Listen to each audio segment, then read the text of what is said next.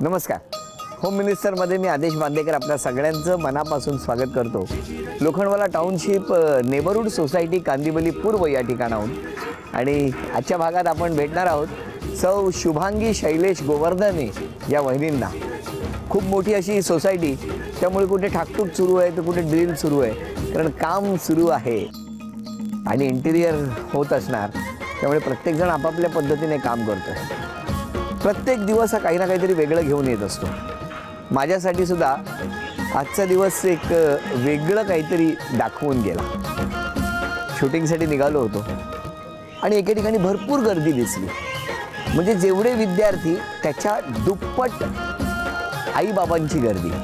कळलं नाही की ही गर्दी का, म्हणून सहज बघितलं आणि मग लक्षात आलं की 10वीची परीक्षा सुरू झालेली आहे आणि त्या शाळेच्या बाहेर, परीक्षा केंद्राच्या बाहेर एका मुलाबरोबर आई बाबा म्हणजे 2 जण, काही जणांच्या बरोबर तर आजी आजोबा पण आले होते.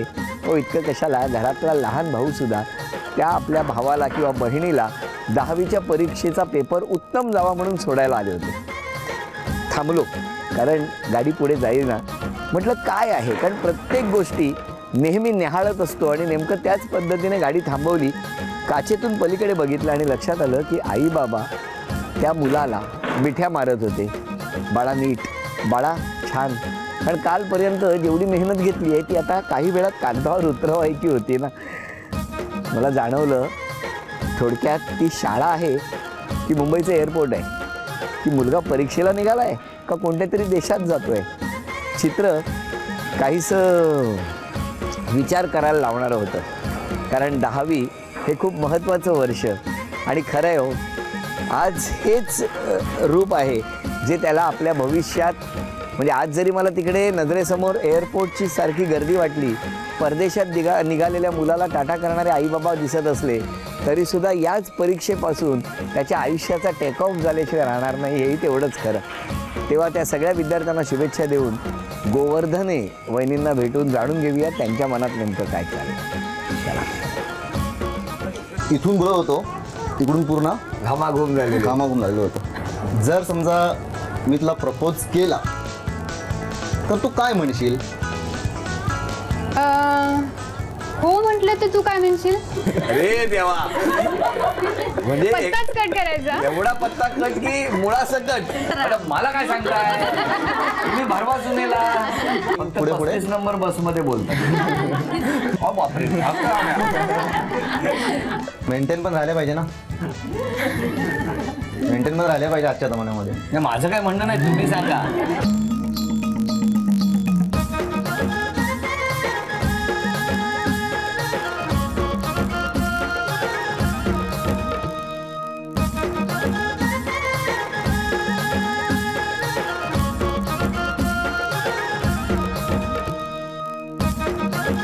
हो मिनिस्टर, हो मिनिस्टर, हो मिनिस्टर. नमस्कार. नमस्कार. नमस्कार.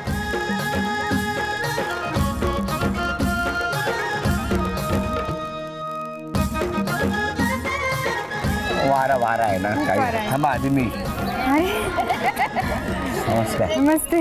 काय झालं, द्या ना कागदा सकट. चालेल, हे घ्या. द्या. धन्यवाद. धन्यवाद. अरे काय नाही, द्या. उखाणा घ्या. नाशिकचा चिवडा, लोणावळ्याची चिक्की. नाशिकचा चिवडा, लोणावळ्याची चिक्की. शैलेसमोर माझ्या सारी दुनिया ही फिकी. काय सांगता हो, त्या ओळख करून सगळे. हे माझे मिस्टर शैलेश गोवर्धने. ही माझी सासू. नमस्कार. ही माझी सासरे. नमस्कार. ही माझी सखी ननंद. नमस्कार. ही माझी आई. नमस्कार. हे माझे वडील. नमस्कार भाऊ. त्या दोघी माझ्या बहिणी आहेत पाठीमागे. बरोबर. नमस्कार. ही माझी मामी बहीण. बर. या माझ्या मामी. हां. या त्यांची मुलगी ही बरं. माझी मामी. ही पण एक मामी सासू. ती माझी ननंद ती एक. बर. या माझे चुलत सासू आहे ती आम्हाला. ती माझी सगळ्यात मोठी नंदी. नमस्कार. आणि ही ह्या माझ्या जाऊबाई आहेत. नमस्कार. नमस्कार. आणि हे सगळे आमच्या इथले परिवार आणि हे बिल्डिंग नमस्कार. वाले. परत मागे कशाला येता? अशाच चला गेट पर्यंत जाऊ. अरे हो, काय? माझी मैत्रीण. हो, नमस्कार. ही माझी सगळ्यात कॉलेजची मैत्रीण आणि ती माझी बिल्डिंगची मैत्रीण. बरं. आणि माझे फ्रेंड्स आहेत तिकडे. अच्छा, नमस्कार नमस्कार. कोणाची ओळख राहिली असेल तर गेटपर्यंत जाऊन यायचं का? नाही नाही, अरे हा? सॉरी, एक राहिली काय काय? ती माझी सगळ्यात छोटी नाही नंतर, हो, अरे वा. आणि ती माझी सगळ्यात छोटी मामाची मुलगी आहे. बरं, त्याचं बरं. नाही का. आणि आता सुरुवात करूया हा. आजच्या गप्पांना. आहे ना का बायना पैठणी घेतल्याशिवाय राहीना. संसाररूपी सागरात प्रेमाची नौका सुरेश रावांचं नाव घेते. आजची पैठणी मीच जिंकणार, सर्वांनी ऐका. भाजीच भाजी मेथीची, आजची पैठणी माझ्याच हक्काची. नमस्कार. नमस्ते. कुठलं बालपण? मरोळ पोलीस कॅम्पमध्ये होतो आम्ही लहानपणी. पोलीस कॅम्पमध्ये हा. मरोळला. कोण असायचं पोलीसमध्ये? पप्पा माझे. हो, आता हो. कुठे असतात? नाही, आता ते रिटायर झाले. ते आधी विक्रोळीला होते, सिनियर पोलीस इन्स्पेक्टर म्हणून. आणि मिस्टर काय करतात तुमचे? त्यांचा स्वतःचा बिझनेस आहे. कसला? किचन ट्रॉलीज, बास्केट असतात हा. ना, ते मॅन्युफॅक्चरिंग करतो. काय सांगता? हां. मग आज किचनचाच खेळ घ्यायला पाहिजे. बास्केटचा चालेल? चालेल चालेल. चालेल. बोलवा मिस्टरांना. हो या. नमस्कार. नमस्कार. स्वागत आहे तुमचं. थँक्यू. तुमचं बालपण कुठलं? माझं अंधेरी अंधेरीत कुठे? चकाला चकाला. या मरोळपासून जवळ आहे. जवळच होता. हां, जवळच आहे. मग ते अंतर जवळ कसं आलं? मरोळवरून ही 35 नंबरची बस पकडायची. किती? 35 नंबरची. बरं, मग तुम्ही काय करायचं? मी चकाच्या स्टॉपवर असायचो. 35 नंबर. 35 नंबरच्या. वा. नंतर मग बस, त्याच बसमध्ये मी चढायचो. मग त्याच? थोडंफार हां ओळख झाली. नंतर कधी? मग बसमध्ये वगैरे ओळख झाली की आहे बसमध्ये हाच मुलगा वर्गात पण आहे, तेवढं झालं. कॉलेजनंतर नंतर मग ओळखी थोडंसं ओळखी वाढल्या. हां. मग थोडंसं फ्रेंड्स झालो. बरं बरं. मग हळूहळू तुम्ही 35 नंबर आधी पकडायचात आणि हां, बाजूची मी सीट- आधी. हो, नंतर असं झालं की बाजूची सीट पण रिझर्व व्हायला लागली. हो. हो. कधी कधी असं झालं की तिकीट पण आधीच काढलं गेलं व्हायचं. काय सांगता? होय. आणि मग पुढे काय झालं? पुढे हळूहळू मग मैत्री वाढली. हां. मैत्री वाढल्यानंतर मग 12वीत असतानाच 24 ऑक्टोबर 2003 मध्ये काय झालं? मी प्रपोज केला तिला. काय सांगता काय? कुठे? मी फोनवरून प्रपोज केला तिला. का बसमध्ये डेअरिंग नव्हती? ऍक्च्युली बस घरी आल्याच्या नंतर केला. घरी आल्यानंतर म्हणजे मी तुम्हाला phone केला. अंदाज आला होता की आज हे प्रपोज करतील असा? नाही, अंदाज खूप दिवस यायचं. कसं काय? करत नव्हते ना पण. हो. काय हो, तुम्ही का प्रपोज करत नव्हता? एक भीती होती की मैत्री आहे, तर मैत्रीचं नातं तुटू नये. बरोबर. आणि परत तिकीट कोण काढणार? टेन्शन. पण आहे. हो की नाही? पण ज्या दिवशी त्यांनी प्रपोज केलं त्याच दिवशी होकार दिला तुम्ही. नाही, 10-15 दिवसाच्या नंतर बोलले. पण मला सांगा, जेव्हा तुम्ही प्रपोज केलं तेव्हा तुम्ही ह्यानी नकार दिला असता तर? नाही ना, तेवढं ऍक्च्युली कॉन्फिडन्स होता की कसं प्रपोज केलं सांगा ना. मी फोनवरून प्रपोज केला. कसं? आम्ही तर नव्हतो ना तेव्हा. मी ऍक्च्युली फोन केला तिला म्हणालो की हॅलो शुभांगी. बोला बोला, तुम्ही पण उत्तर द्या. हॅलो, हॅलो, बोल ना. काय करतेस? काय नाही, नेहमीसारखंच TV बघण्याचं काम. त्याच्यातलं एक विचारत होतं का? काय विचारू, तर आजच विचारशील तर पण मैत्रीला तडा नाही गेला पाहिजे. असं काय बोलणार आहेस तू?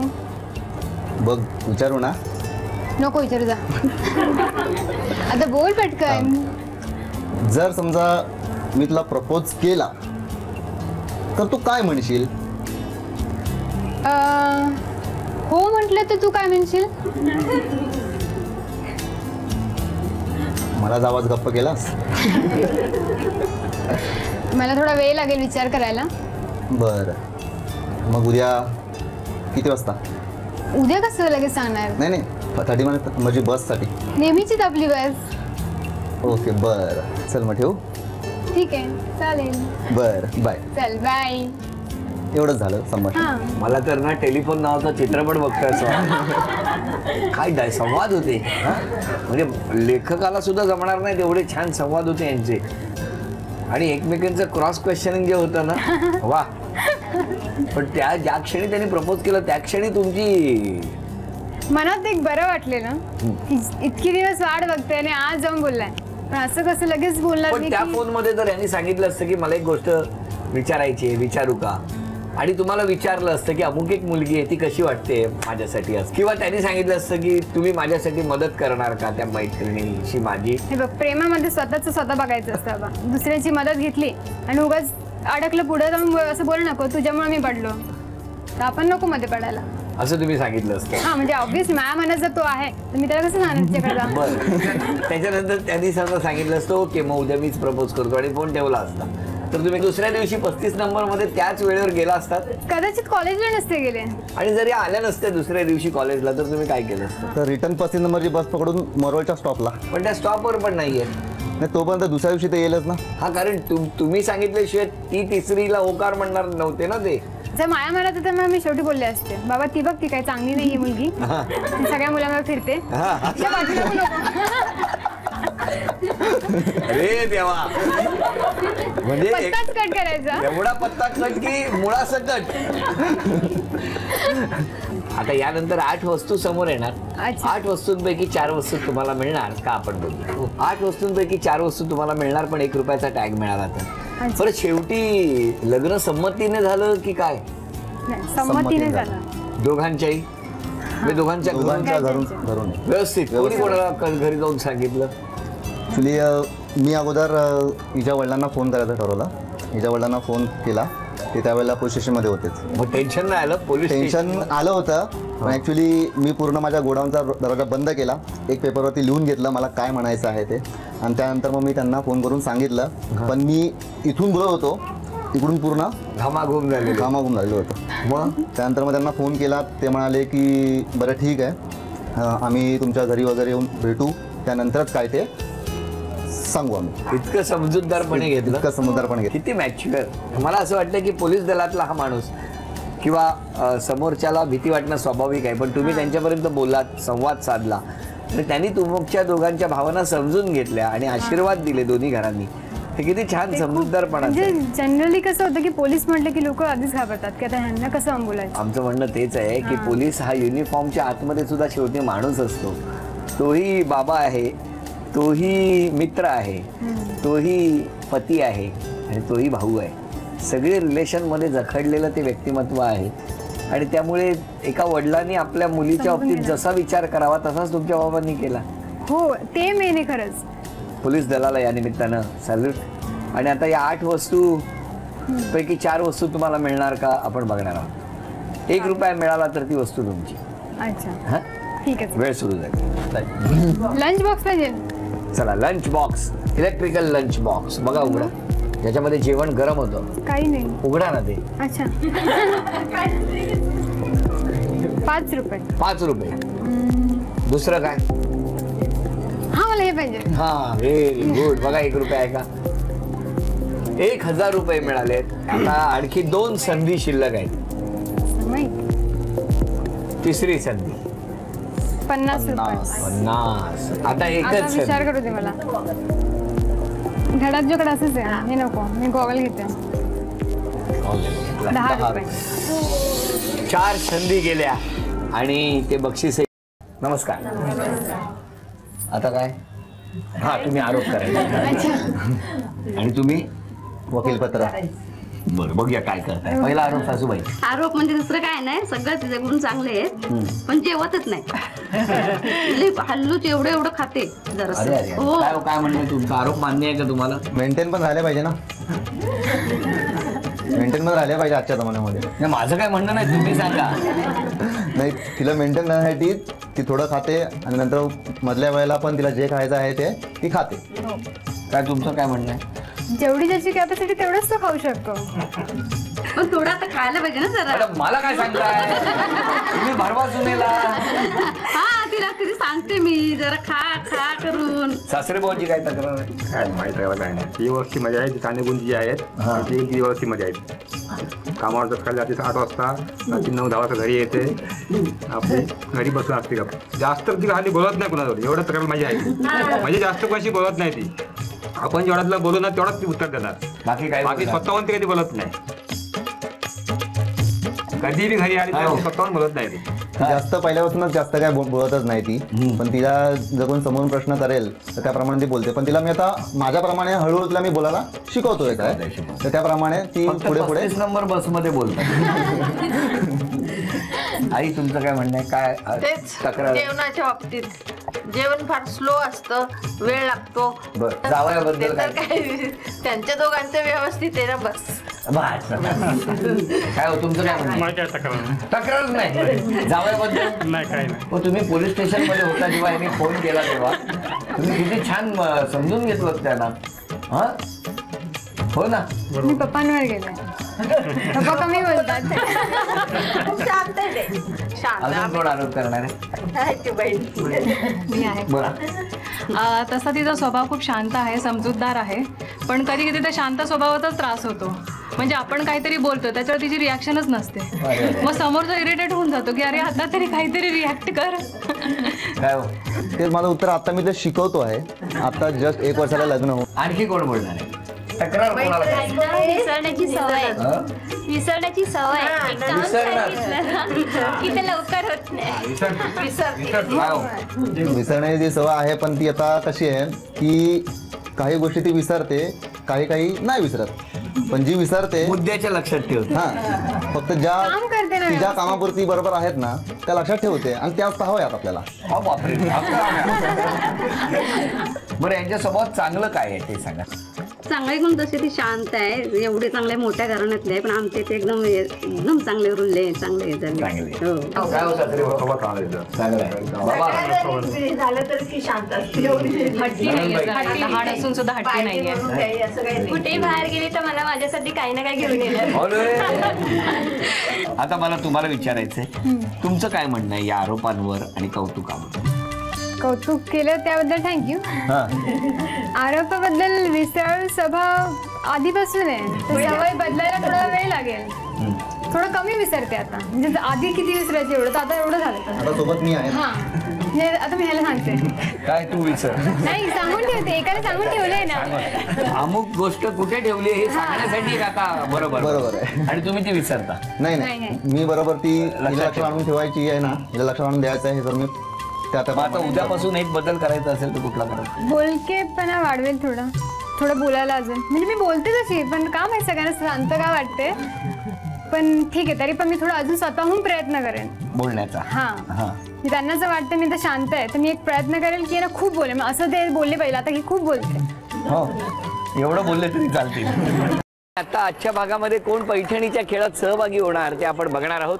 आणि त्यासाठी एक चिठ्ठी काढाया आपण. द्या द्या, हे घ्या. नेबरहूड सोसायटी कांदिवली पूर्व या ठिकाणी हा खेळ आता रंगतो आहे. आणि स्विमिंग पूलवरती पहिल्यांदाच अशा पद्धतीचा खेळ गेल्या 10 वर्षातल्या भागामध्ये आपण आज खेळणार आहोत. कुठल्या वहिनींची निवड झाली आहे ते आधी आपण जाणून घेऊया. एक चिठ्ठी आता अनेक चिठ्ठ्यांमधून आपण उघडणार आहोत. अनुजा दीपक कदम. कुठे राहता? कांदिवली लोखंडवाला. कांदिवली लोखंडवाला. आणि कुठली सोसायटी? Neighbourhood society. कुठली विंग? 2A. बरं, घरी कोण कोण असतं? 2 मुलं आणि नवरा आणि मी असते. बरं, मिस्टर काय करतात? बँकमध्ये कामाला. नोकरी करतात. रोज उशिरा येतात? नाही, लवकर येतात. का आता आलेत? हो, आलेत. कुठे आहेत? बोलवा त्यांना. नमस्कार. बरं झालं लवकर आलात. आणि आता कोण जिंकणार पैठणी या पाण्यामध्ये? मधोमध 1 2 3 4 5 6 7 8 रिंग आहेत. सगळ्यात पुढच्या रिंगमध्ये जर जाऊन चेंडू थांबला तर 3 गुण मिळणार. दुसऱ्या ज्या मधल्या टप्प्यावरच्या 2 रिंग आहेत त्यामध्ये जाऊन चेंडू थांबला तर 2 गुण मिळणार. आणि जी पहिली लाईन आहे त्या रिंगमध्ये जाऊन जर चेंडू थांबला तर 1 गुण मिळणार. या दोघींपैकी ज्यांची गुणसंख्या जास्त त्या ठरणार आजच्या भागातल्या होम मिनिस्टर, ज्यांना मिळणार आहे पैठणी. 20-20 संधी. बघूया कोण गुणसंख्या जास्त गोळा करणार. सुरुवात तुमच्यापासून. टाका. 2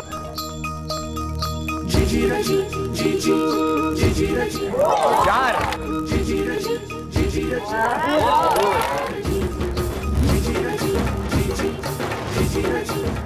3. हळूहळू घाई करू नका.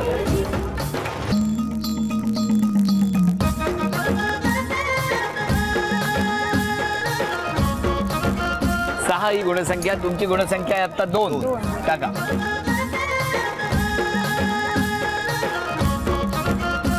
3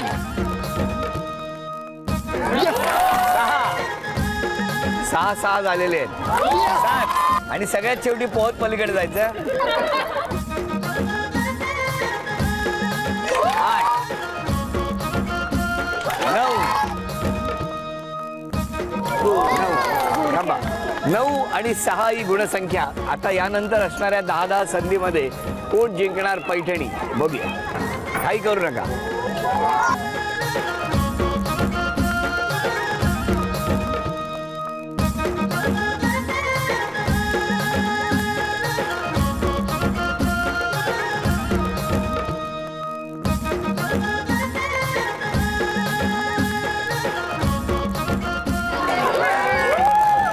नऊ आणि 6 अभिनंदन. झी मराठीकडून ही भेटवस्तू तुमच्यासाठी. अभिनंदन. ही भेटवस्तू तुमच्यासाठी. सुरुवात अगदी दणक्यात केली, नंतर काय झालं माहित नाही, पण टेन्शन आलं.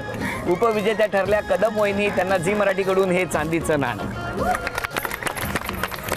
आणि आजच्या भागात होम मिनिस्टर ठरल्या गोवर्धनी वहिनी, त्यांना तथास्तु पुणे यांच्याकडून पैठणी. अभिनंदन.